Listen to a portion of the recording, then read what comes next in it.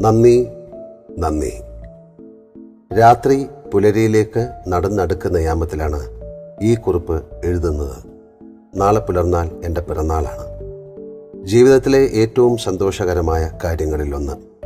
ഈ ഭൂമിയിൽ പിറന്ന് വളരാനും ഈ മണ്ണിൽ ചവിട്ടി നടക്കാനും ഇവിടെ വിരിഞ്ഞ പൂക്കളെയും പൂമ്പാറ്റകളെയും കാണാനും കഴിഞ്ഞതിൻ്റെ സന്തോഷം.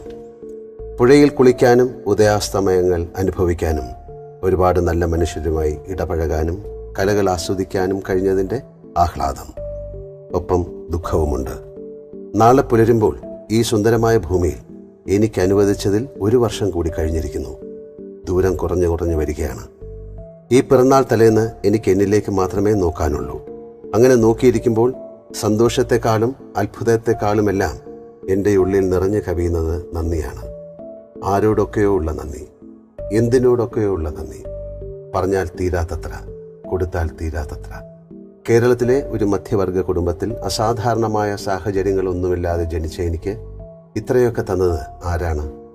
യാതൊരുവിധ കലാപാരമ്പര്യവുമില്ലാത്ത എന്നെ മഹാരഥന്മാർ തിടമ്പേറ്റിയ സിനിമയുടെ ഉത്സവപ്പറമ്പിലേക്ക് പറഞ്ഞു വിട്ടത് ആരാണ്? പൂർവ്വ ശിക്ഷണങ്ങളോ വഴികാട്ടികളോ ഒന്നുമില്ലാത്തതിനാൽ വീഴാതെ പിടിച്ചു നിൽക്കാൻ സഹായിച്ചുകൊണ്ട് എപ്പോഴും നിഴലുപോലെ കൂടെ നിൽക്കുന്ന അജ്ഞാത ശക്തി ഏതാണ്? അടുത്ത നിമിഷം എന്ത് ചെയ്യണമെന്നോ എങ്ങനെ ജീവിക്കണമെന്നോ നിശ്ചയമില്ലാത്ത, എഴുതി കയ്യിൽ കിട്ടുന്ന ഒരു രംഗം എങ്ങനെ അഭിനയിക്കണമെന്ന് ഇന്നും വലിയ പിടിയില്ലാത്ത എന്നെ ഞാൻ അറിയാതെ അതിനൊക്കെ പ്രാപ്തനാക്കുന്നത് ഏത് ശക്തിയാണ്? ആലോചിക്കുമ്പോൾ ഒരു പിടിയും കിട്ടുന്നില്ല. സിനിമാ നടൻ ആയില്ലെങ്കിൽ ഞാൻ ആരാകുമായിരുന്നു? എത്രയോ തവണ ഇക്കാര്യം ഞാൻ ആലോചിച്ചതാണ്. ഇപ്പോഴും എനിക്കതിന് കൃത്യമായ ഒരു ഉത്തരമില്ല. സത്യം പറഞ്ഞാൽ സിനിമാ നടനാവാൻ പോലും ഞാൻ ആഗ്രഹിച്ചതല്ല. അത്ര വലിയ സിനിമാ ഭ്രാന്തനോ നന്നായി പഠിക്കുന്ന കുട്ടിയോ ഭാവിയെക്കുറിച്ച് സ്വപ്നങ്ങൾ നെയ്ത ഒരാളോ ഒന്നുമായിരുന്നില്ല ഞാൻ. അഭിനയിക്കാൻ പുതുമുഖങ്ങളെ തേടിയുള്ള പരസ്യം കണ്ടെത്തിയും അതിലേക്ക് എൻ്റെ അപേക്ഷ തയ്യാറാക്കിയതും അയച്ചതുമെല്ലാം എൻ്റെ സുഹൃത്തുക്കളാണ്. പോസ്റ്റ് ഓഫീസിൽ വെച്ച് ചില്ലറ ചോദിച്ചതിൽ പ്രതിഷേധിച്ച് ഞാൻ അയക്കാതെ സ്കൂട്ടറിൽ വെച്ചിരുന്ന ആ അപേക്ഷ അവർ കണ്ടെത്തി അയക്കുകയായിരുന്നു.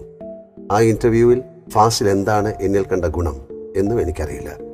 അതിന് കാരണക്കാരായ എൻ്റെ സുഹൃത്തുക്കളോട് എത്ര നന്ദി പറഞ്ഞാലും തീരില്ല.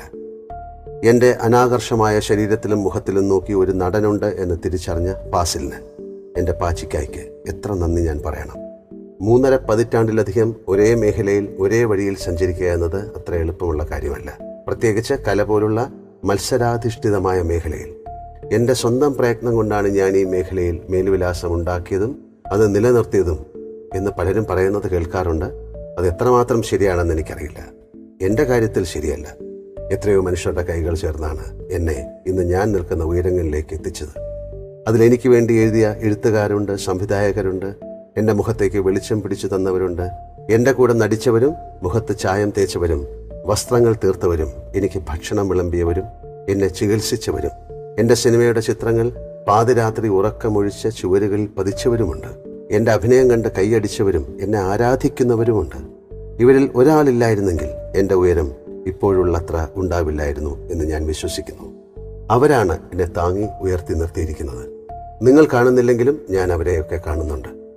അവർ വിട്ടാൽ ഞാൻ താഴെ വീണില്ലാതാവും. ഒരു ജന്മത്തിൻ്റെ നന്ദിയാണ് ഞാൻ അവരിലേക്ക് പകരുന്നത്. മഹാഭാരതത്തിൽ അശ്വത്ഥാമാവ് ദുര്യോധനോട് 4 തരം സുഹൃത്തുക്കളെ കുറിച്ച് പറയുന്നുണ്ട്. ആദ്യത്തേത് സ്വാഭാവിക സുഹൃത്തുക്കൾ, രണ്ടാമത്തേത് ധനം കൊണ്ടുണ്ടാകുന്ന സുഹൃത്തുക്കൾ, ഉടമ്പടികളിലൂടെ സൃഷ്ടിക്കപ്പെടുന്ന സൗഹൃദമാണ് മൂന്നാമത്തേത്, നാലാമത്തേത് അധികാരത്തിലൂടെ പിടിച്ചുപറ്റുന്ന സൗഹൃദം. ശ്രീകൃഷ്ണനെ പോലുള്ള ഒരു സുഹൃത്തിനെ നേടാനാണ് മഹാഭാരതം നിർദ്ദേശിക്കുന്നത്. കൃഷ്ണൻ യുദ്ധം ചെയ്യില്ല, പക്ഷേ നിങ്ങളുടെ വിജയം ഉറപ്പാക്കും. കർണനെ പോലുള്ള സുഹൃത്തുക്കൾ നിങ്ങൾക്ക് വേണ്ടി ആത്മത്യാഗം ചെയ്യും. അത് തെറ്റായ ലക്ഷ്യം തേടുന്നതിനാണെങ്കിൽ കൂടി. സൗഹൃദമാണ് എന്നും എൻ്റെ ജീവിതത്തിൻ്റെ രഥം മുന്നോട്ട് വലിച്ചു കൊണ്ടുപോകുന്നത്.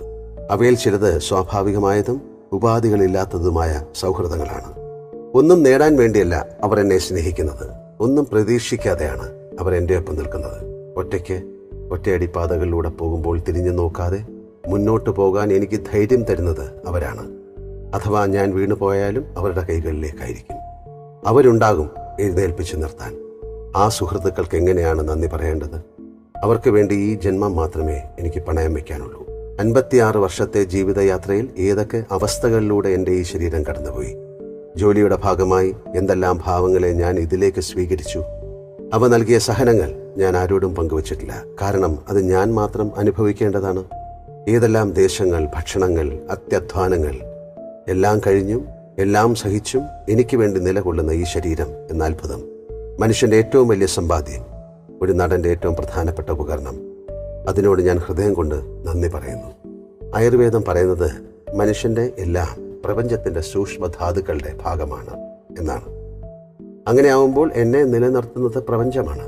അതിൻ്റെ പകലുകളും രാവുകളും ഋതുക്കളും കാറ്റുകളും കാഴ്ചകളുമാണ്. അവയെ ഓർക്കാതെ എങ്ങനെയാണ് ഒരു ജന്മദിനം മുറിച്ച് കടന്ന് മുന്നോട്ട് പോവുക? സർവപ്രപഞ്ചത്തിനും സ്വസ്തി. ഇനിയും ചിലരുണ്ട്, അവർക്ക് നന്ദി പറഞ്ഞാൽ അവർ പരിഭവിക്കും. അവരുടെ കാര്യത്തിൽ നന്ദി എന്ന വാക്കിലും അപ്പുറം വലുതായ വികാരമാണ് എൻ്റെ ഉള്ളിൽ. അത് പ്രകടിപ്പിക്കാൻ എൻ്റെ പദകോശങ്ങളിൽ പദങ്ങളില്ല. അതെൻ്റെ അമ്മയും മരിച്ചുപോയ അച്ഛനും ജ്യേഷ്ഠനും പിന്നെ എന്നെ ചേർന്ന് നിൽക്കുന്ന ഭാര്യയും മക്കളുമാണ്. അവരെ ഞാൻ എൻ്റെ നെഞ്ചിലേക്ക് ചേർത്ത് നിർത്തുന്നു.